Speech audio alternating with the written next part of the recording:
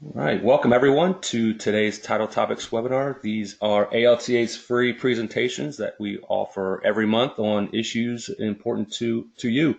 I'm Jeremy Yowie, Alta's Vice President of Communications, and today we've got a great webinar lined up to discuss how the real estate and mortgage industries are using automation and artificial intelligence to meet their customer and consumer expectations and look a little bit of how maybe you can and possibly integrate some of this into your process.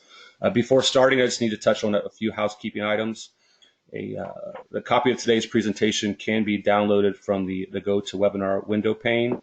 If you're only listening by audio, you can also shoot me an email and I can send you a copy once the presentation is done.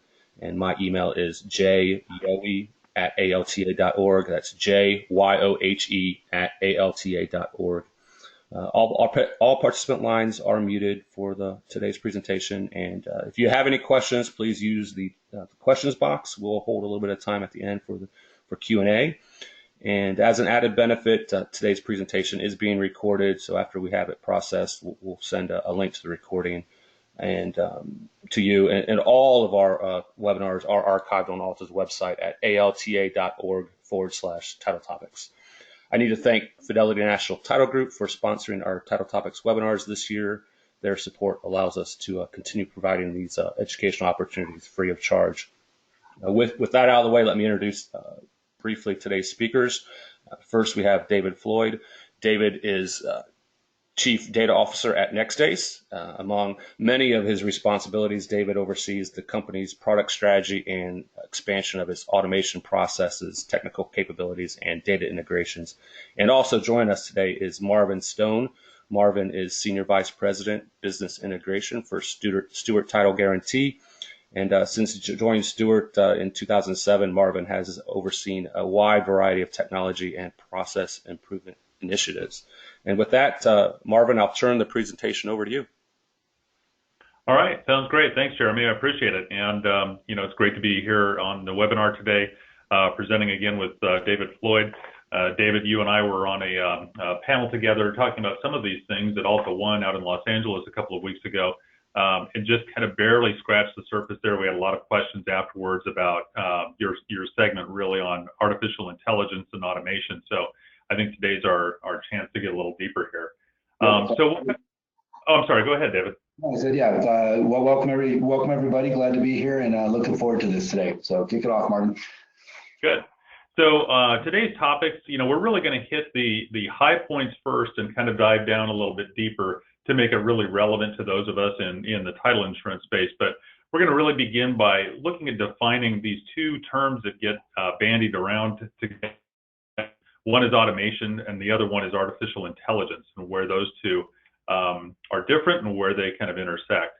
And then we'll talk really about where automation and AI are or can be applied in title insurance today, which is really kind of a timely topic because you're seeing so much development in artificial intelligence in other areas that really is relevant to title insurance, but it just hasn't made it in there yet. So, and that'll lead into the future of AI specifically in title insurance.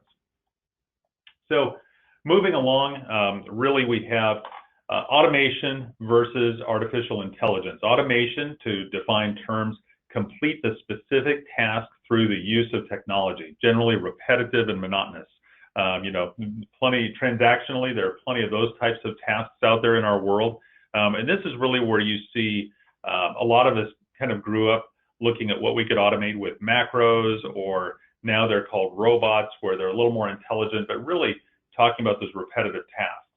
Then the next one, you start to move into artificial intelligence, and this is a great definition here, which is the effort to mimic human thinking and reasoning using programs that write themselves via machine learning. And then, of course, that asks, kind of begs the question, what's machine learning all about? And those are that really is defined by programs that update algorithms without human intervention, and really based upon the analysis of large data sets to identify the patterns of behavior, actions, and results. The one thing that I might add to that, though, is in the area of machine learning, that's kind of a broad term. And so what you'll find in the mortgage space and others is sort of an assisted machine learning, where sometimes the the process will involve sort of a yes or no question that's asked of a user, where the system learns over time based on those answers. So then we get to automation versus artificial intelligence, and this is really the revolution being defined, and driven by the combination of the advances in the computer technology with big data. And what you see here is really the cloud scale platforms coming into play.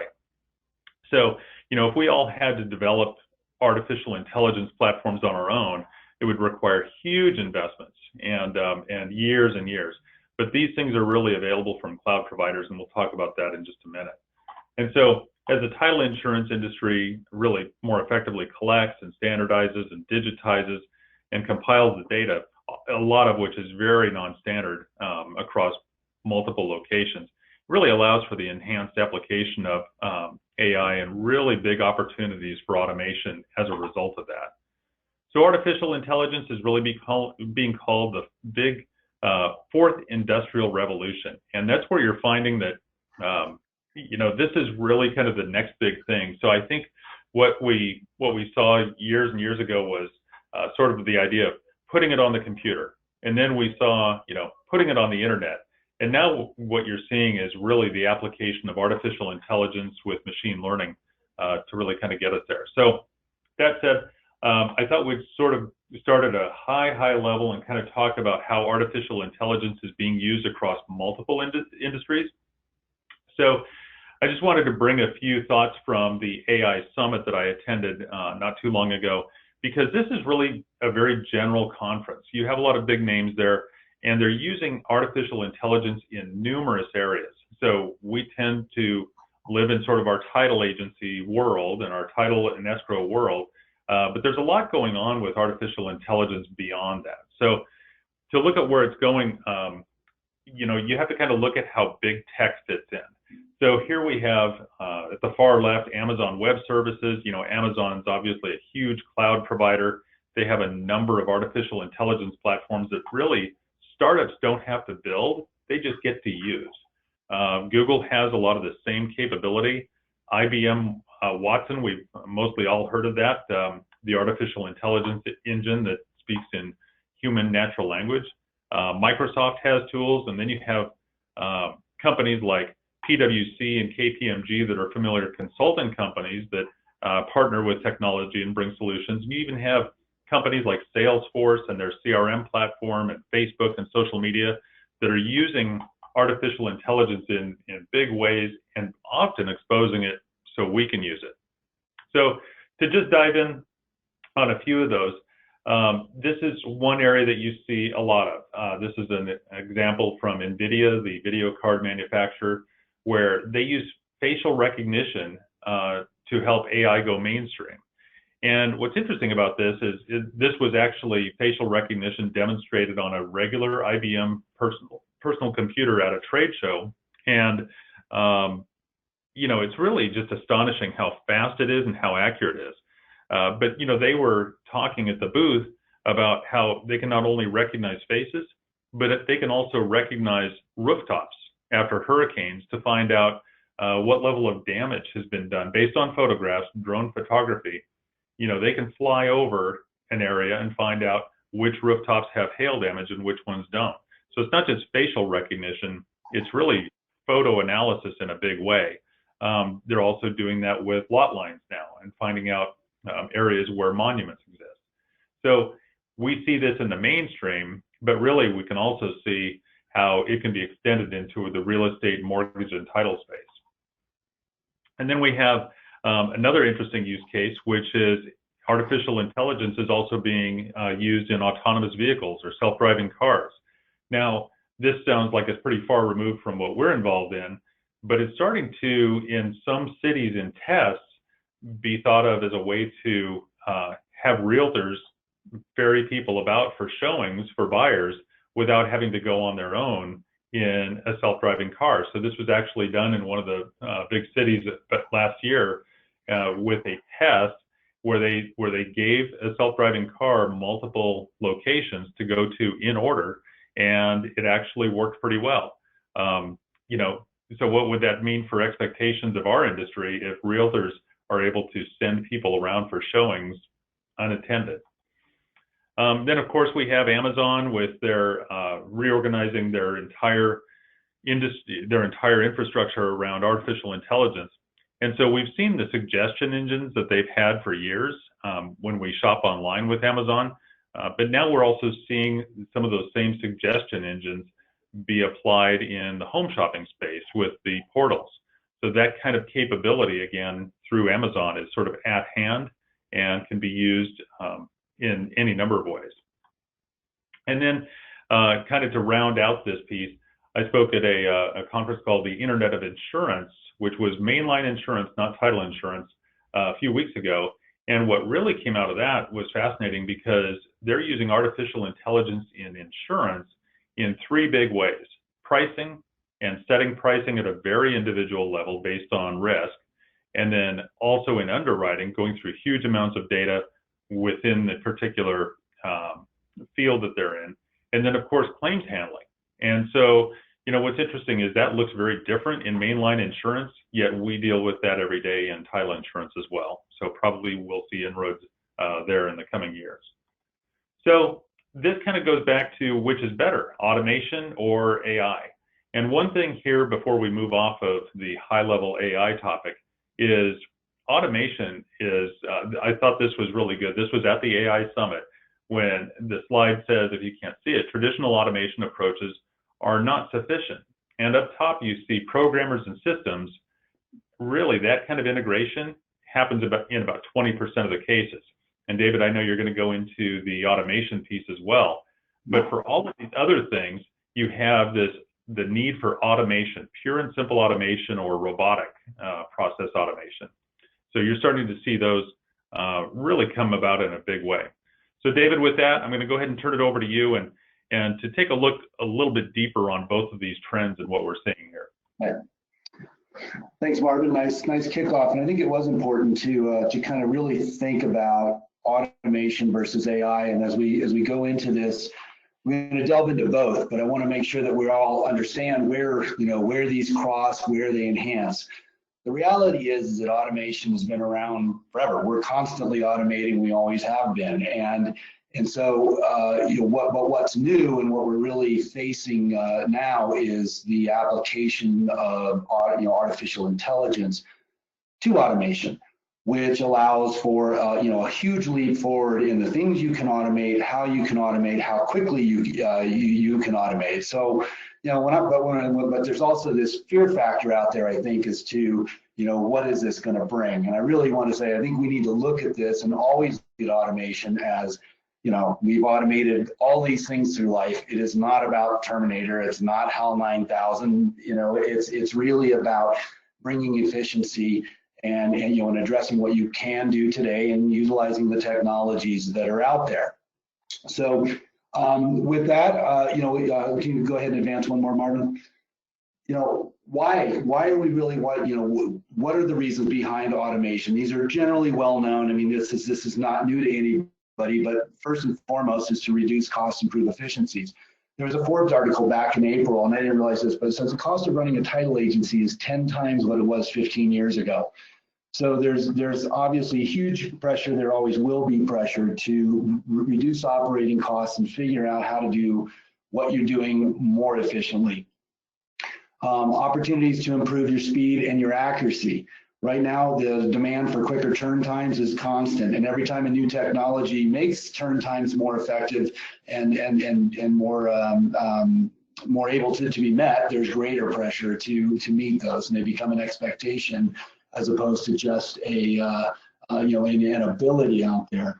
And then one of the big things I think we're facing today, and this has been an issue at Alta for the last couple of years, is this aging workforce, and then an end to knowledge loss, because right now we're all struggling with we have old examiners, we have old processes, we have a lot of manual processes still, especially in more outlying regions. And as those workers are beginning to retire or end, we're having trouble filling those shoes. And so automation, as you start to apply automation and in the future, artificial intelligence, we're actually going to help address the issue with these aging workforce and be able to kind of memorialize knowledge and develop new and better ways of doing this. And then the bottom line is always automation, and is to improve ultimately your customer experience through efficiency, quality, and ease of use. So as we look at automation and we look at AI moving forward, I think we always have to be looking at it through the lens of how are you improving your customer experience, and whether that's the purchaser of a house, the real estate agent, the lender that you're working with. Obviously, there's we want to always make that a better and more efficient process. And again, as the new millennials are coming forth. Obviously, use of technology is an expectation, and it actually becomes a driver and a reason for why somebody will want to do business with you. Moving on, so let's talk a little bit about where the industry is applying it today. And most of these, again, they're not new. The task and process tracking via your production software. The production software companies are making great strides in automating simple tasks and not having to re-input data, transferring data from one application to another, making a streamless order process that does not require people to jump through many hoops, and also not having to duplicate effort. So that's been going on for years. Used to be that reconciliation process. Maybe it was a manual process. It was done once a month if you were lucky. And now we've got automated technologies out there to automate the reconciliation process, make that more efficient, make it more timely, and be able to address issues more effectively. That's happening today. Workflow management. I think there's opportunities here, and we'll go into this in a little bit. But again, as we do a better job of automating tasks, we now have the ability to now automate workflow a little bit more. Again, it's happening constantly. When you think about communications, automated emails, reminders, confirmations, notifications, automatic responses, the ability to track communications, all of that is essentially automation. It's always been there, it always will, and technology will continue to make that happen much quicker. As we see, I think now where we're starting to see some applications, new applications of automation is in title production itself. And there's quite a few players out there, major underwriters, third-party vendors, BPO processes that are actually looking at how to automate title production. Commitment preparation, there's been a lot happening there in the last few years with the ability to copy and paste the application of OCR technologies to extract certain portions of a document and populate into a commitment or into another document. Those technologies have been around for years as well. OCR is a very big one out there that has been largely in use for several decades, but it continues to get better. And as OCR technologies have caught up or let me rephrase that, as the digitization of records and of documents has gotten better and better, OCR has gotten better and better and allows for a more greater application of that technology. And now that's being added in with search and examination.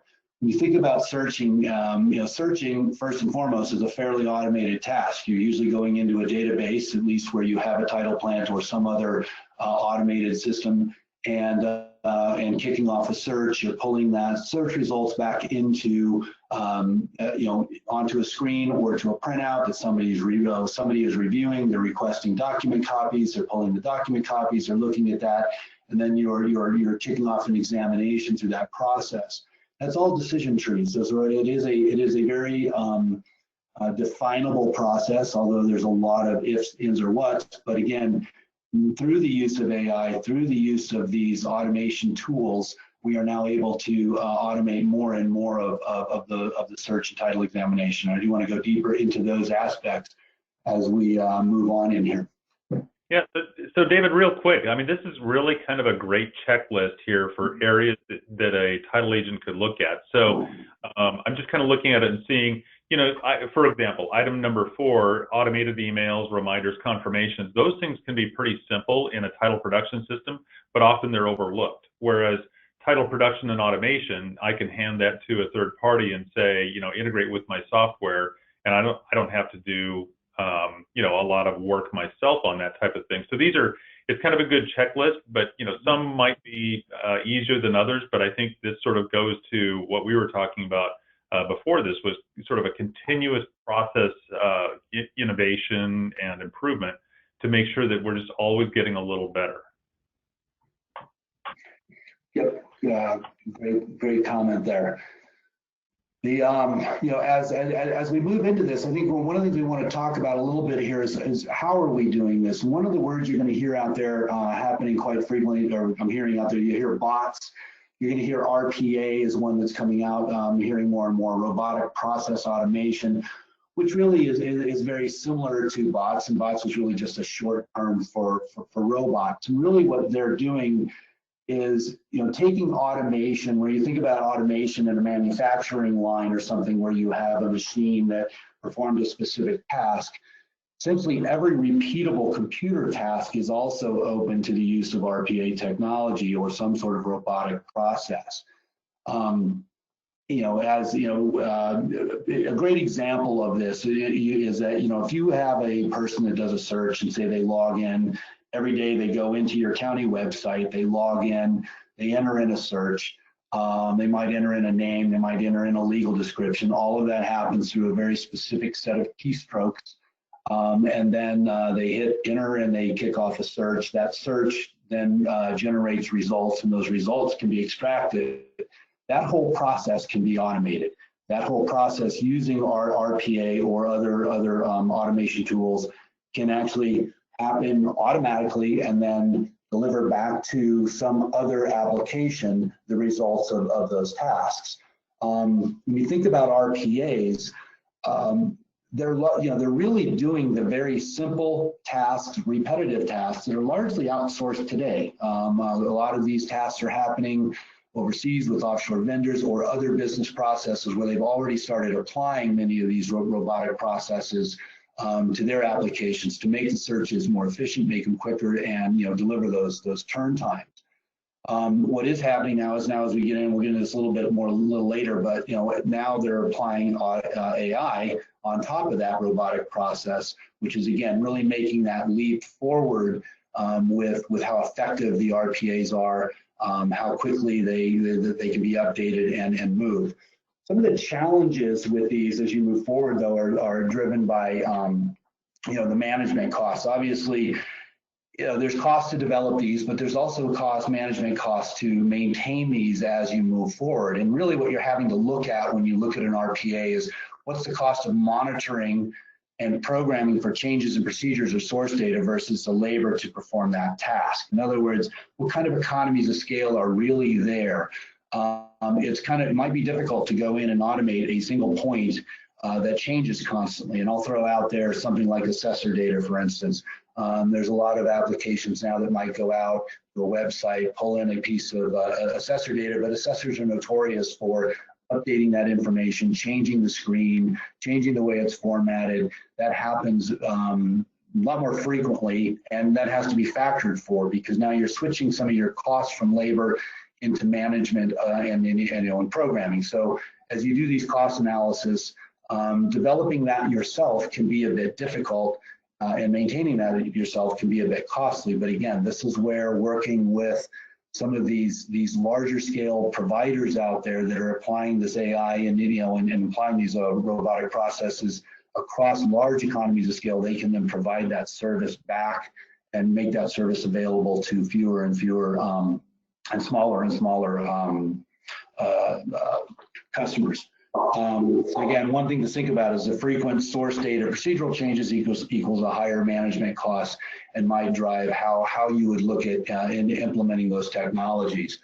Again, the benefits of this obviously are quicker turnaround, reduced labor management, consistencies in procedure and quality.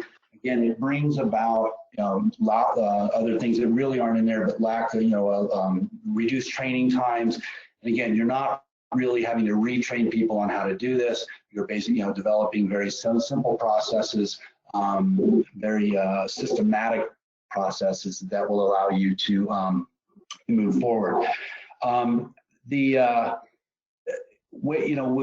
you look at implementing this within title automation, I think one of the things to think about is that, in general, when you look at what we do, most of the work that we do is pretty easy. It actually is. About 70% of the work out there really is a pretty straightforward lot, block, subdivision type search on a resale or a refi, where you're really not going back very far, and that process is fairly simple. And what we're looking at when you look at how you apply this automation, start with the easy stuff. Using an RPA type technology, you can pull a search result in. You can look at that search result and, based upon your own underwriting standards, say, okay, how many deeds back do I need to go? Are there, is the chain present there? Are there any additional names, using OCR technologies that we may need to run as we look at those images, and then automatically run those names? That's all just part of an RPA. That technology does exist today. And it can be applied, and we got many people that are working on it to make it more and more effective and more and more timely and in a way more cost efficient and safer. I think what we're looking at now then is, how do we take AI and apply AI to an automation process, and make it even better, and really move forward with automating the title examination piece. Marvin, did you have anything you want to add to that before we move on to the next? Yeah, I think these are great points, David. And so one of the things that I think we kind of get hung up on in our business is the 100% rule versus the 80-20 rule. And so very often you can find a particular use case or a particular segment of your business or a particular process where you can score a big win. But sometimes, we find that people are kind of unwilling to get started because they can't do it all, or they can't do the big stuff. So I think when you said, sort of pick one and go with it, kind of get a feel for it, I think that's a great way to go. And I know that that it just makes it a little more bite-sized if we start that way. So, okay, next slide. Yeah, I'm sorry. Yeah. So as we look at now applying AI into this, where will AI fit? And AI is going to fit across quite a few aspects of our business. And Marvin touched on quite a few early on into some of the ways where some of these big tech trends and how are they going to affect us. But when you look at AI and valuation models, there's a lot of AVMs out there already, but they continue to apply AI to increase the accuracy and the functionality. Risk assessments. I think risk assessments happens on many levels, and Marvin, I may allow you to expand on that a little bit here since you've attended that conference. But AI is being applied and automation is being applied in title insurance, looking at possibly risk profiles as part of the examination, as part of the customer process. But you can also look at that as part of workflow management, where where the automation can identify the type of transaction you're faced with based upon the search results and running against the algorithms. You can actually determine the complexity of that and then assign that out to somebody that actually is better prepared to handle that type of transaction. I think that is being one of the key areas of really getting into risk and workflow management, is being able to direct a transaction to the best resource within your company to address that. And in terms of automation, really what we're really looking at is allowing you to reassign and realign your entire workforce away from the mundane, away from the very task-based processes, and have them focus on really where the revenue, where the risk is. And one of those areas is fraud, and fraud is a big issue out there. As technology advances, the criminals are very quick to adopt them as well. So we're constantly trying to stay ahead of that. And AI will play a major role moving forward in fraud detection. It's being heavily used in the financial markets when you think about your credit cards, credit card usage, identifying bad transactions. Are getting very sophisticated there, and that fraud detection will continue to make its way down into the insurance realms and into our lives, I'm sure. And then lastly here, customer experience. And I think as you look at all of these, the risk assessments, the workflow management, all of this really, and your fraud detection, it all boils down to ultimately a better customer experience. And how do you apply this automation, and then on top of that, the AI to enhance that customer experience? Marvin, I'm going to turn this over to you. Do you want to add a couple of things here? Because I know you've got some feedback in this area. Yeah, there was a kind of an interesting discussion at Alta One about tying the two topics here, risk assessments and workflow management together.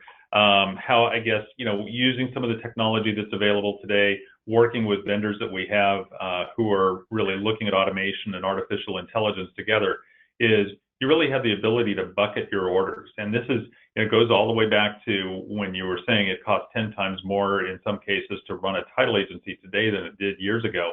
Well, we've seen a lot of automation in real estate. We've seen a lot of automation in the mortgage side. We just haven't seen maybe as broadly available technologies that allow that until probably this year, last year, where things are starting to kind of get tied in with the title production systems and a lot of the providers that we're familiar with, where we can say, okay, what's the particular risk on this property, on this search, on this transaction? How do I manage that workflow and put it into the appropriate bucket so that the right things are being done by the right people or the right tool?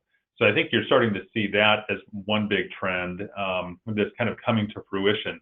And then the fraud detection piece, I think it goes without saying that fraud is all around us. I mean, certainly the fraudsters have discovered our industry over the past few years and the rich vein that they perceive it as.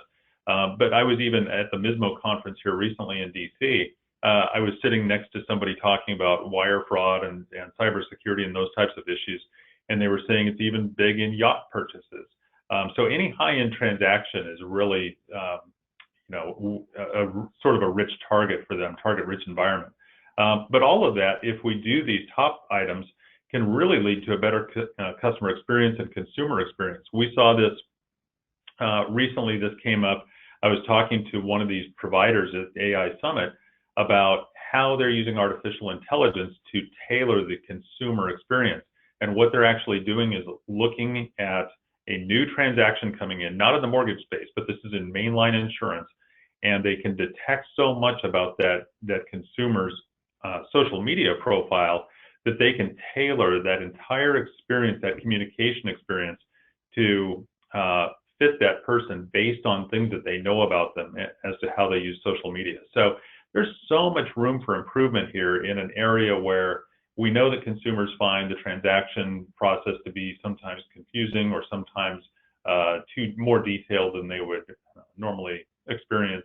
So I think there's just a lot of opportunity. This is a great checklist here to bring up. But on the area of risk assessments and workflow management, I think that's where probably the big cost savings comes from. Would you agree with that, David? Yeah, I would. When you look at applying risk, and we'll go into this a little bit later on terms of the actual data sets. But there's a couple of paths that you can look at. One is, as you said, when you look at the profile of an individual or a transaction, and again, maybe trying to get the personal out of it, that transaction can be profiled in terms of its complexity. It can be quickly turned, in terms of its depth, its accuracy. Even, you can look and how good is the data? Are there holes in the data that we're searching? And apply this. You can also look at risk, and there is some movement, and in looking at risk as part of the actual search process, and in terms of, from an underlying standard, what's the risk of that transaction?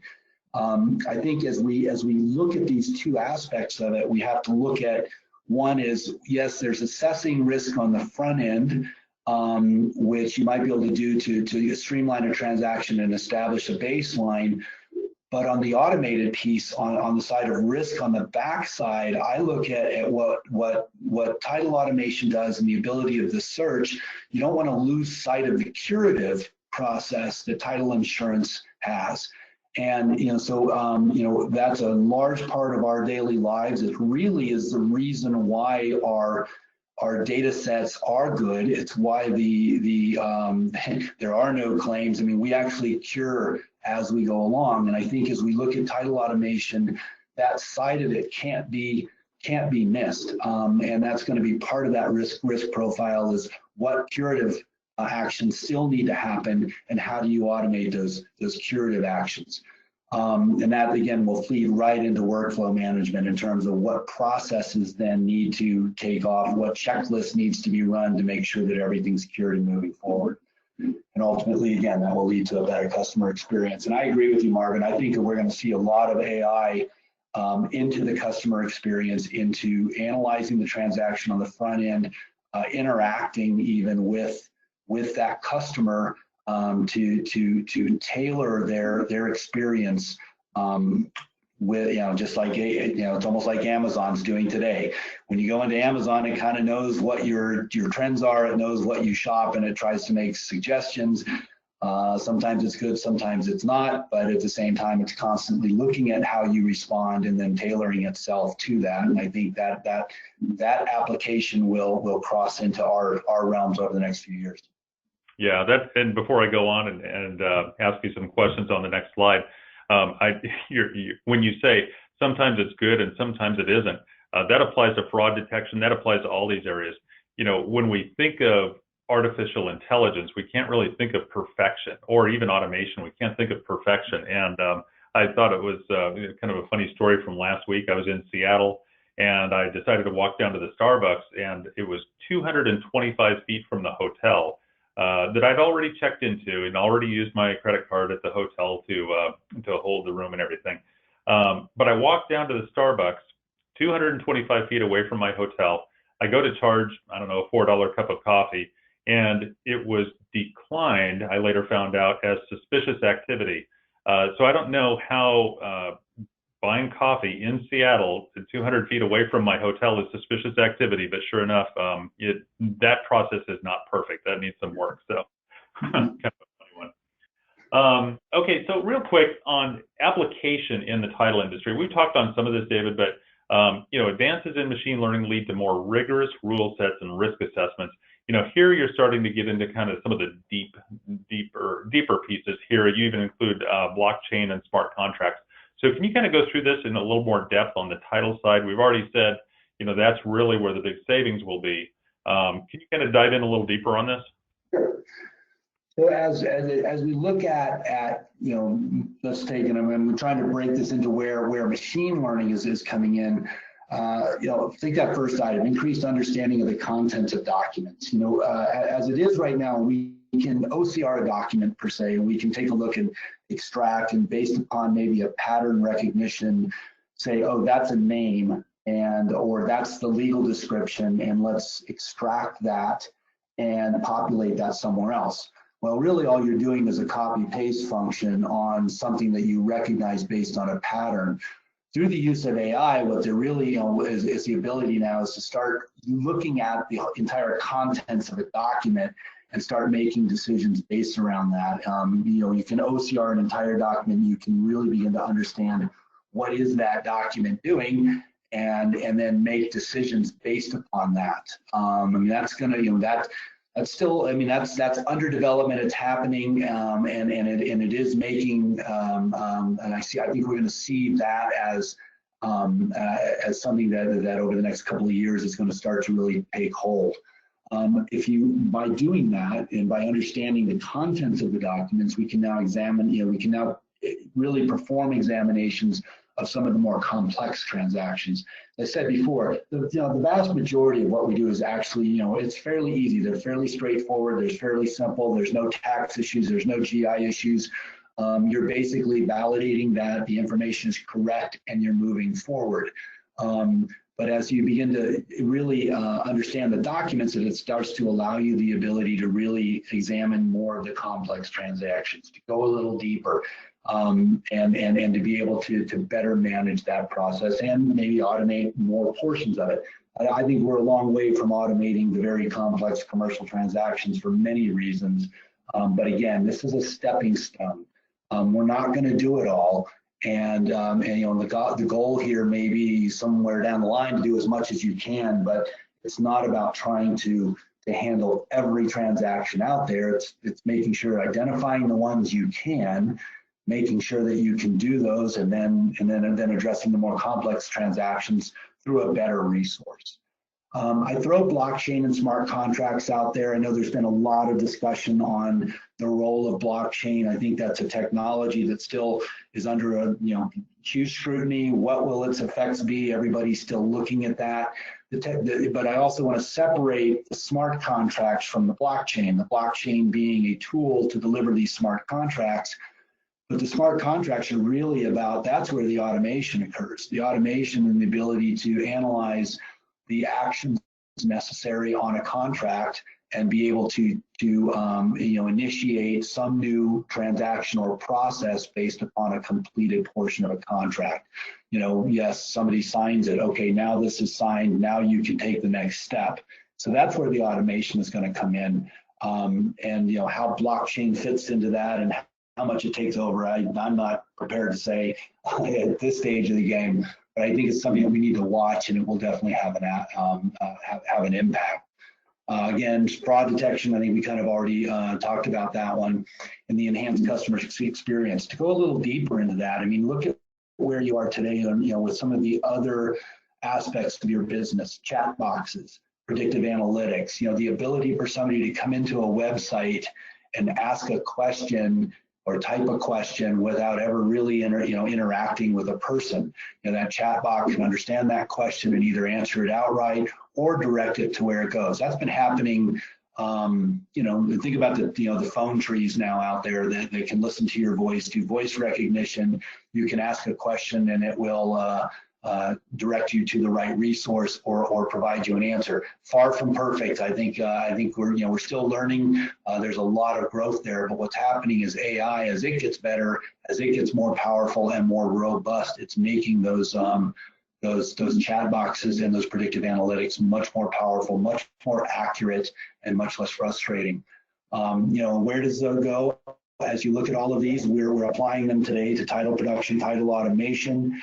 Where is it now? I think, you look at, is it underwriting decisions? Is it closing? I think all of those things are what we need to be watching for, looking for opportunities, looking for whether it makes sense or doesn't make sense. And I'm not a believer in putting technology in place just because you can. And a lot of times new technology comes, and that's sort of the big thing is, oh, just do it. It's available. You've got to be smart about it. We have to look at why we want to do it. Is it truly, delivering a result that you need? It does not have to be perfect. And I am going to go back to your comment, Marvin. I think it was a great comment. A lot of times with automation, folks look at something and they'll analyze it, and you should, and we'll get into some of the steps and test it and look at it and say, well, it missed this, so it's obviously faulty, and we're not going to do it anymore. The reality is humans are much more fallible than most of these processes, and they make mistakes too. So to go into something with an expectation of perfection is not really a realistic expectation. The challenge is to make sure that it's meeting or exceeding your existing standards and your existing performance.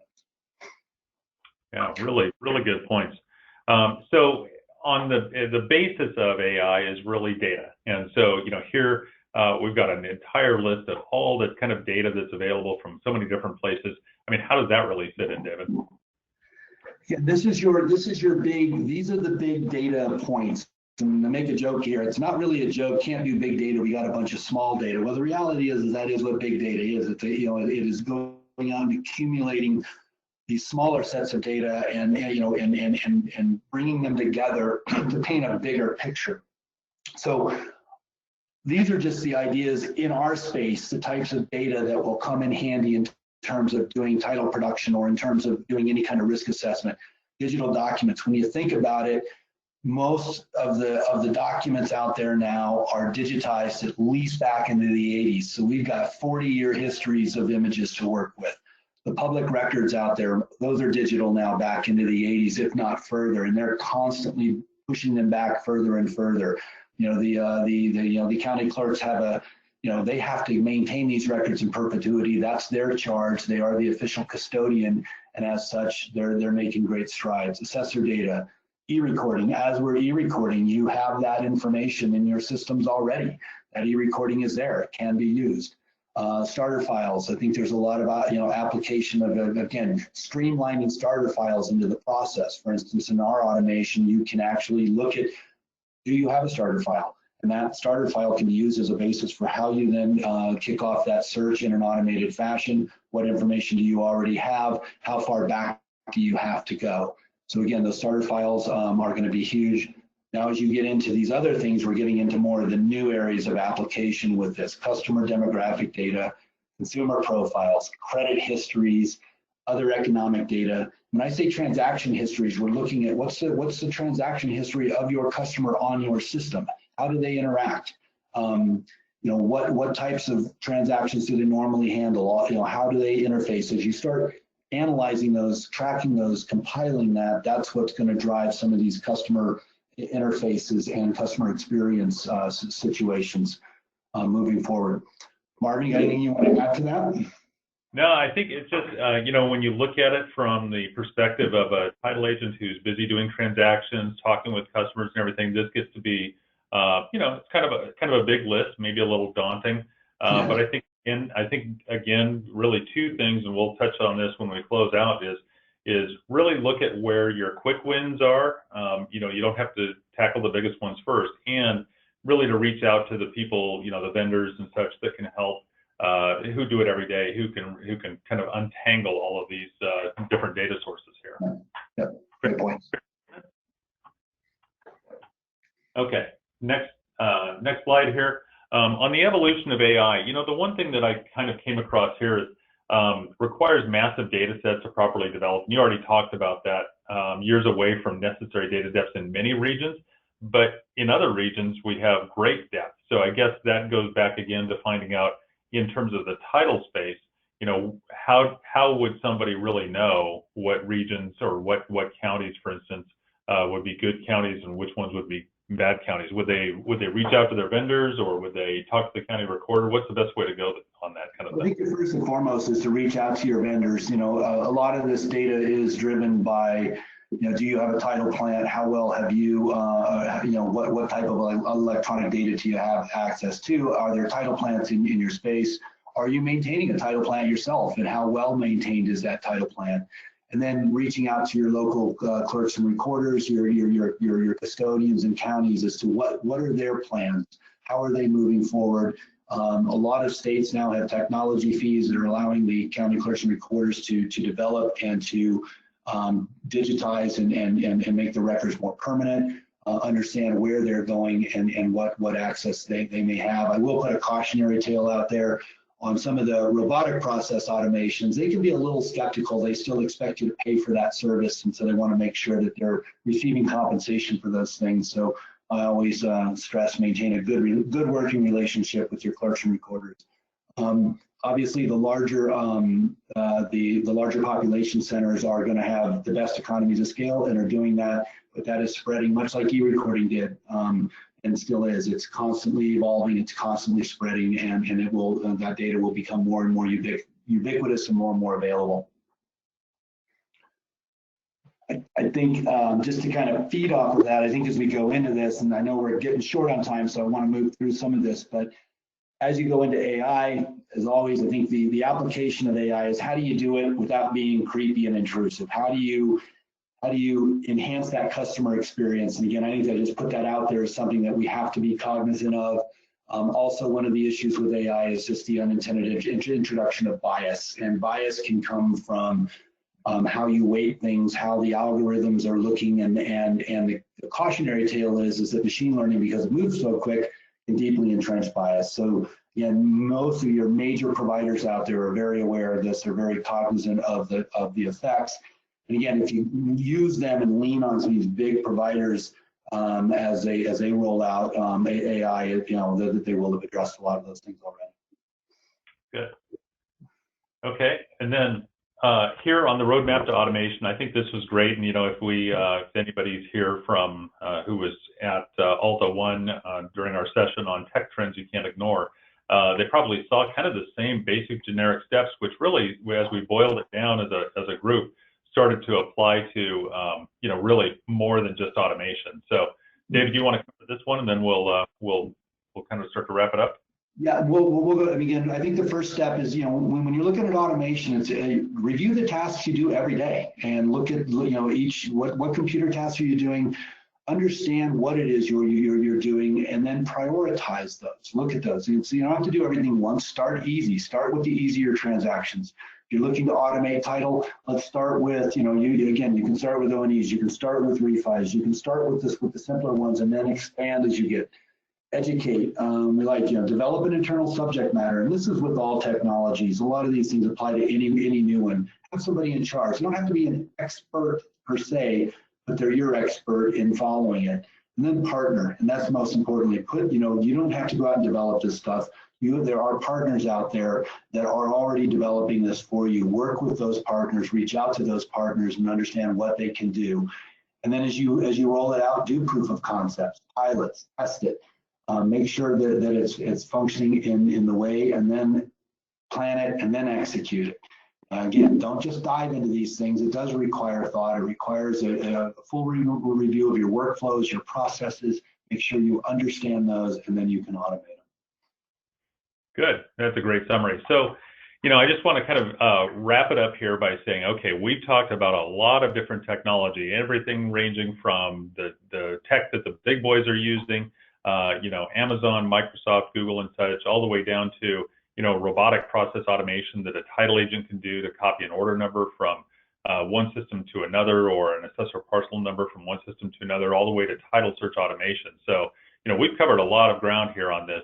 So I guess the big question is, what's a title agent to do? And David, really, I'm looking at this kind of like, I can walk into one of the big home improvement stores on the weekend, and they can convince me that I can remodel my kitchen myself, okay? But really, some things are better left to professionals and vendors to do things for you when it's sort of, quote, their day job. And some things we can do ourselves. So what's your kind of closing advice here to a title agent as far as, if I want to tackle, something small like a robotic process automation, a little macro or something that I need to do to speed up something versus, title search automation? How do I really get the big gains in the title side? So yeah. I guess those are kind of questions like, what should my approach be if I'm a title agent listening to this today? Yeah, and I think your approach and your first approach is understand that all of your vendors out there, all of your software vendors are looking at this technology. They're looking at ways to automate and to make your lives better. I think a lot of this is about the feedback you can provide on what needs to be automated. If you can understand those processes, like you said, a simple macro, you might have somebody internally that can do that for you on a spreadsheet. But reach out to your business partners today. The folks out there that are developing these softwares are in fact listening and wanting to provide that automation where they can. Look for processes on the title automation. NextAce is doing it, but so are others. And many of the title plan providers are automating how you do searches and providing tools to allow you to automate certain processes. So work with them. Reach out to your vendors. Reach out to these third-party processors. Your BPO companies are applying robotic process technologies, and they can help you with that as well. You don't have to build it yourself. In fact, I don't think, again, the economies of scale are necessarily going to be there to build it yourself. It is going to come through largely through these third-party providers. Yeah, good. Well, that sounds great. That's a great recap there. So, all right, I think we have just a couple of minutes for questions here. Jeremy, I don't know if we have any questions in the queue or not, but we have a couple of minutes left. So, Jeremy, I'll turn it back to you. Yeah, Marvin and David, we do have a few. Great insight on AI and automation. Love the recap on what's a title agent to do. So maybe somewhere down the road they can just simply say, Alexa, start a title search. We're ready. All right. A few questions. Valerie asked early on, she was wondering how 5G and augmented reality could further impact our industry. I don't know if you guys have any thoughts on that. So I'll take a run at it, David. It's interesting. One of the things that I found was actually at the Inman conference in San Francisco here, I think in June or July of this year. I was sitting next to a gentleman from one of the big carriers. I believe it was T-Mobile, and he was really specific about where 5G would apply because of the economics of it. He said that really it's almost solely going to be the major metros where you're going to have 5G even implemented, because the ROI is just taking so long to play out because it's such a different technology apparently than what we've had in the past, and I'm no expert on it. But I think that kind of goes into some of the demographic migrations we've seen with, sort of the flock to the cities. And, it kind of is a little distressing to me from the standpoint of a title agency. So many title agencies are small businesses, and many of them are in areas that aren't major metros. So we were talking one day about remote online notarization and the need for high bandwidth, and 5G certainly plays into that. And I had a title agent from Olympia, Washington saying, I don't have high bandwidth all the time. And so I kind of look at it as maybe there's some sort of a stratification here where we're going to see 5G in the major metros, and we may not see it for years in the outlying areas. So that covers 5G and what little I know about it. The second one, I think, augmented reality. Of all the things like virtual reality and these others that you're seeing, augmented reality is really being used in the real estate space in a couple of different areas. One is you're seeing enhanced listings on some of the portals where that information is put into or overlaying that listing information. And so I think consumers are going to expect augmented reality. VR kind of gets, virtual reality kind of gets all the big press, but augmented reality is the one to watch in our industry. I'm actually putting together kind of a list of use cases on that. And so because I think it's so pertinent to our industry. So. All right, interesting. So listening to the presentation, it seems like there's a couple of paths that title company may want to consider some AI automation. It's with its typical traditional business customers, lenders, realtors, but you guys have also talked about the consumer experience, the consumer being the home buyer, the home seller. Is there a certain side that a title company should consider more of the technology implementation to deliver that experience? I'll address some of that. I mean, I think you, and yes, there are two sides, and I think that's going to come down to really the agent's specific market. And I think, again, as you go into some of the major markets, I think there is going to be a need to interface, to provide that customer experience and to be able to interact with that more quickly. And it might be, but as the data becomes more prevalent, the opportunities to automate more of your production in the title side is also going to be there. So I don't think you can lose one. I don't know that you can completely separate them. And I think you need to be looking at both. I think the decision as to whether or not you address one or the other is really going to be based on your customer needs. If your need is turn time and you need to be able to deliver a title product more quickly and more efficiently to keep that customer today, then title automation might be the best course.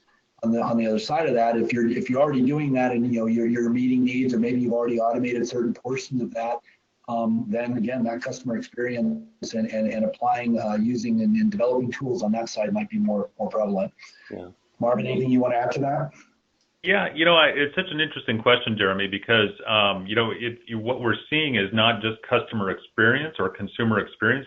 We're seeing consumer expectation, and I think as you're seeing, especially in the real estate space, where you're seeing these chatbot providers and providers that are on Alexa to allow you to shop for a home by voice and arrange home tours by voice. Those things come earlier in the transaction than the title and escrow process. So they kind of set consumer expectations. So if we kind of branch out a little bit from the title space, title and escrow space, and look at what's happening in real estate and mortgage, you'll see that chatbots are becoming very popular and that they're very industry specific now. So they understand what bed and bath means versus bedrooms and bathrooms. So I think that's an area that we need to focus on, is just understanding what comes before us in the real estate and mortgage part.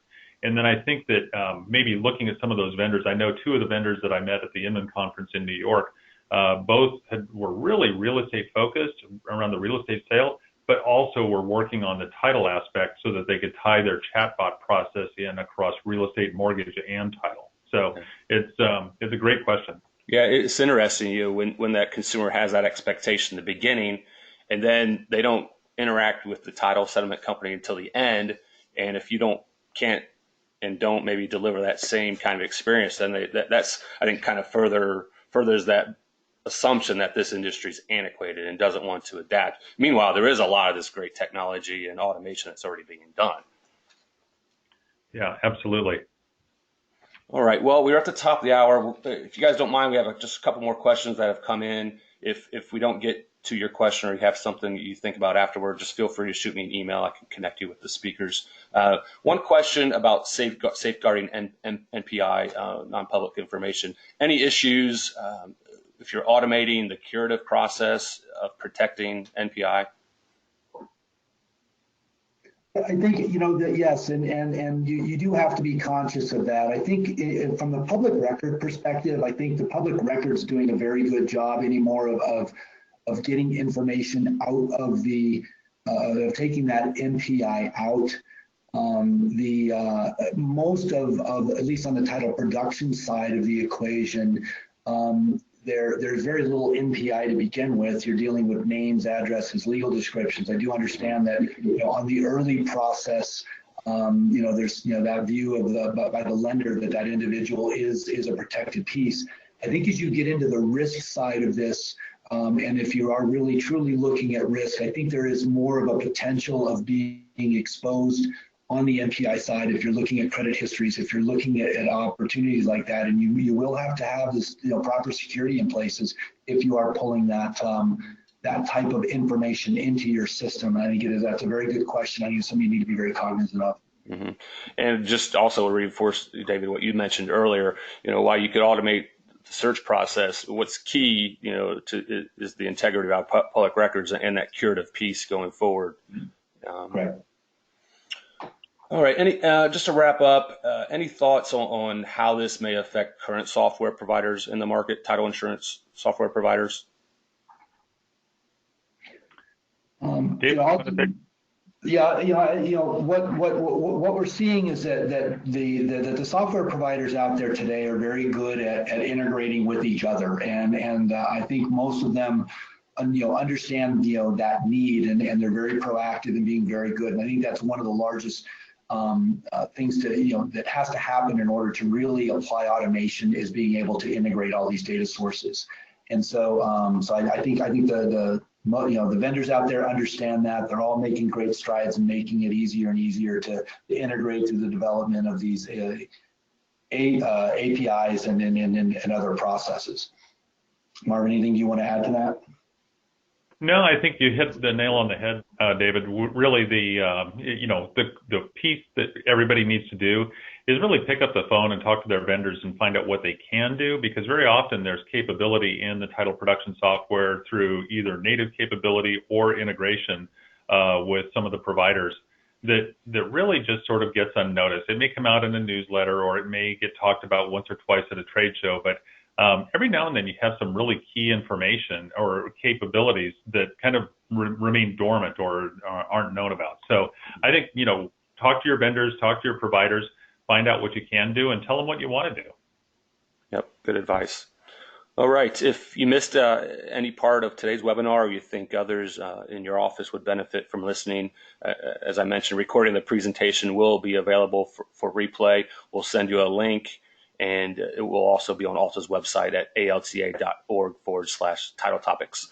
Looking ahead, next month we will offer our final compliance webinar of the year. This presentation will focus on the budding legality of marijuana at the state level, and the challenges that handling these type of transactions bring to title and settlement companies.